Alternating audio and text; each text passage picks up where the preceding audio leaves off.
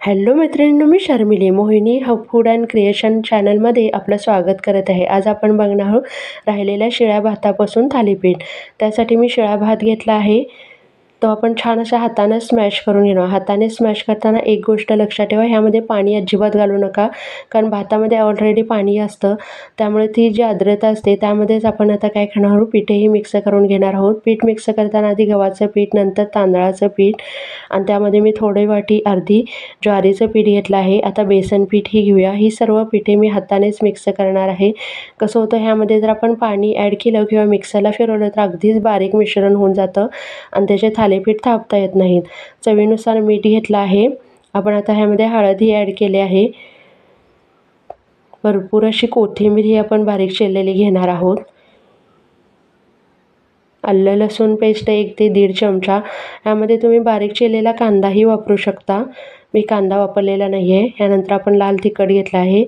आता हे सर्व मिश्रण आपण हातानेच एक गोळा तयार करून घेणार आहोत। यामध्ये पाण्याचं एक थेंबही घालू नका, कारण कसं होतं, भाताला जे पाणी सुटलेलं असतं आपण तो स्मॅश करून घेतला आहे, त्यामध्येच आपण सर्व पिठेही ॲड केले आहेत। आता आपल्याला ह्यामध्ये पाणी घालण्याची गरज नाही, आपोआपच गोळा तयार होऊन जातो। आता आपण थालीपीठ थापण्यासाठी पोळपाट घेतला आहे। त्यानंतर एक कॉटनचा कपडा पाण्यात भिजवून असा त्यावर घेऊया आणि छान आता आपले थालीपीठ थापण्यासाठी आधी सगळीकडून कपड्याला पाणी लावून घेतलं आहे। आता आपला एक गोळा तयार करून तो आपण थापून घेऊया। थापताना एक गोष्ट लक्षात ठेवा, की जर फाटला तरी न घाबरता छान असा परत तो सगळीकडून व्यवस्थित करून घ्यावा।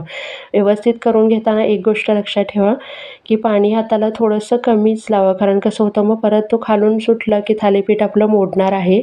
एकसारखं सगळीकडून पातळ थालीपीठ थापून घेतल्यानंतर आपण आता त्यामध्ये गोल तयार करून घेऊ। हे गोल तयार केल्यामुळे काय होतं, थालीपीठ आतपर्यंत पूर्ण भाजलं जातं जेव्हा आपण तेल सोडतो तेव्हा। तवा तापत ठेवला आहे, त्यामध्ये थोडंसं आधी तेल लावून घेऊया। आता आपण थालीपीठ त्यामध्ये सोडणार आहोत, त्यासाठी कापड मी उलटं टाकलं आहे आणि छान आता आपलं थालीपीठ सोडलं आहे। आता सगळीकडून तेल लावून घेऊया, कारण कसं होतं, थालीपीठ हा प्रकारच असा आहे की त्याला भरपूर तेल असेल तर ते छानच लागतं। सगळीकडून तेल लावून घेतल्यानंतर आपण तो छान असा आलटी-पलटी करून भाजून घेणार आहोत। आता पलटच्या साईडला आपण तो भाजून घेणार आहोत, त्यासाठी मी पलटी करणार आहे। छान असा आपला मऊसूत क्रिस्पी थालीपीठ तयार झाला आहे। त्यावर खरडा दिला आहे मी। तुम्हाला जर हवे असेल तर ह्यामध्ये चटणीही करू शकता किंवा सॉसबरोबरही खाऊ शकता। छान असं खरड्याबरोबर आपलं मऊसूत थालीपीठ तयार आहे। चला तर मग पटकन सबस्क्राईब करा।